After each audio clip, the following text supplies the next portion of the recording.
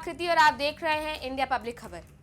प्रधानमंत्री मोदी के जापान दौरे से लेकर एससीओ बैठक में शामिल होने तक ऐसा बहुत कुछ घटने वाला है जो वैश्विक राजनीति में एक नया मोड़ लेकर आ सकता है। इससे ये तय होगा कि अमेरिका की टैरिफ नीति के खिलाफ दुनिया की सभी सुपर पावर्स का झुकाव आखिर किस तरफ है। इसके साथ ही ये भी देखने वाला होगा कि वैश्विक स्तर पर अब भारत, अमेरिका, जापान और चीन के साथ अपने रिश्ते को किस तरह बैलेंस करता है। इसके अलावा एससीओ के मंच पर रूस, भारत और चीन के बीच कौन से बड़े समझौते होंगे, भारत और चीन के रिश्तों में कितना सुधार होगा और क्या भारत ट्रंप टैरिफ के खिलाफ चाइना के साथ ट्रेडिंग ब्लॉक में शामिल होगा, जानेंगे ये सब इस खास रिपोर्ट में। दरअसल अब तक तो अमेरिका ने हर फैसला इसी गलतफहमी में लिया है कि दुनिया के सभी देश उसके सामने झुक जाएंगे। जो देश उनके खिलाफ होंगे उनके साथ राष्ट्रपति ट्रंप सख्ती से पेश आएंगे और पूरी वैश्विक राजनीति से ट्रंप की टैरिफ नीति के इर्द गिर्द ही चलती रहेगी। लेकिन इस बार ऐसा बिल्कुल नहीं है। इस बार अमेरिका की इस मनमानी को कड़ी चुनौती मिल रही है। भारत, चाइना और रूस जैसी कई बड़ी शक्तियां ट्रंप की इस टैरिफ नीति के खिलाफ एक साथ आ रही हैं। आपको बता दें, भारत, रूस और चाइना के बीच अब एक ऐसा रिलेशनशिप बन रहा है जिसे अगर सिचुएशनशिप का नाम दे दिया जाए तो बिल्कुल भी गलत नहीं होगा। दरअसल ये तीनों देश एक नया ग्रुप बनाते हुए दिख रहे हैं जिसे रिक का नाम दिया गया है, यानी रशिया, इंडिया और चाइना। और इसमें सबसे खास बात यह है कि भारत अपनी हर एक चाल बड़ी ही चतुराई के साथ चल रहा है। और जो लोग ये सोच रहे हैं कि भारत अमेरिका के 50% टैरिफ से घबराकर चीन और रूस के साथ चला जा रहा है, तो उनकी जानकारी के लिए ये बता दें कि भारत का ये कदम कूटनीति की दुनिया में बैलेंसिंग एक्ट कहलाता है। ये भारत की चाणक्य नीति का प्रतीक है। इस बात पर जरा गौर दीजिएगा कि कूटनीति में कोई हमेशा किसी का दोस्त नहीं रहता, ना ही हमेशा कोई किसी का दुश्मन रहता है। दोस्ती और दुश्मनी जरूरतों के हिसाब से बदलती रहती है। अब भारत को ही देख लीजिए, इस वक्त हम ऐसे मुकाम पर हैं कि दुनिया के सभी देशों से हमने बराबर संतुलन बना रखा है। पीएम मोदी आज चाइना में एससीओ बैठक में शामिल होने के लिए निकल चुके हैं, लेकिन उससे ठीक पहले वो जापान के दौरे पर थे। वही जापान जिसने कई बार वैश्विक स्तर पर चीन की विस्तारवादी नीतियों के खिलाफ आवाज उठाई। चाइना जापान के बीच हमेशा से ही तनाव रहा है और वजह है इंडो पैसिफिक एरिया की सिक्योरिटी। लेकिन ये सोचने वाली बात है कि प्रधानमंत्री मोदी चीन जाने से पहले जापान का दौरा करके आ रहे हैं।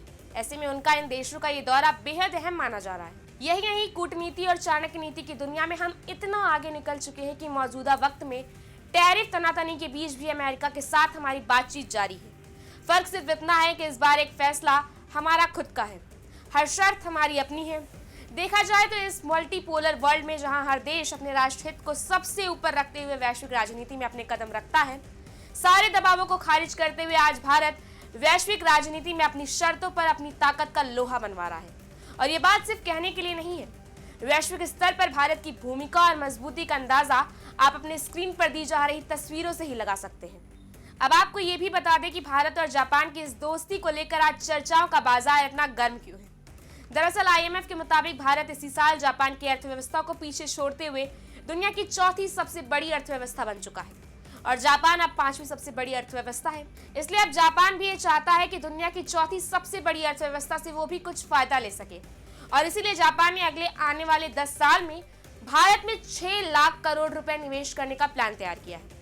हालांकि जापान के इस निवेश से जापान ही नहीं, भारत को भी काफी फायदा मिलने वाला है। जरा सोचिए, 6 लाख करोड़ रुपए जब हमारे देश पर लगेंगे, हमारे देश की अर्थव्यवस्था पर लगेंगे, तो इससे न सिर्फ दुनिया का भारतीय अर्थव्यवस्था पर विश्वास और मजबूत होगा, बल्कि इससे देश में बड़ी संख्या में लोगों को रोजगार भी मिलेगा।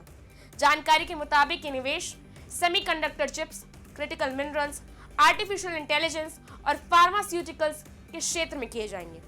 ये वो 4 नए सेक्टर्स हैं जिनमें भारत जापान के साथ सहयोग बढ़ाना चाहता है। साल 2024-25 को देखा जाए तो भारत और जापान के बीच कुल 2,13,000 करोड़ रुपए का कारोबार हुआ है। ऐसे में एक बात तो साफ है कि अगर अमेरिका अपनी मनमानियों से बाज नहीं आता है तो हम जापान में अपने निर्यात को बढ़ा सकते हैं। हम जापान की बड़ी कंपनियों को अपने देश में ला सकते हैं। और इस बात का जिक्र पीएम मोदी ने भी दोनों देशों के जॉइंट इकोनॉमिक फोरम में किया है। यही नहीं, पीएम मोदी और जापान के प्रधानमंत्री शिगेरू के बीच कुल 150 समझौते भी हुए हैं। इस दौरान पीएम मोदी ने यह भी कह दिया है कि जापान टेक पावर हाउस है और भारत एक टैलेंट पावर हाउस है और ये दोनों आपस में एक परफेक्ट पार्टनरशिप बनाते हैं। इसी के साथ उन्होंने अपने make in India make for the world के मोटो को भी दुनिया के सामने रखा है। फिलहाल अब देखना यह है कि भारत की ये चाणक्य नीति आने वाले समय में वैश्विक राजनीति और ट्रंप की टैरिफ नीति पर कैसे असर डालती है। इस बारे में अपनी राय हमें कमेंट सेक्शन में जरूर बताएं। वीडियो को लाइक करें, चैनल को सब्सक्राइब करें। शुक्रिया।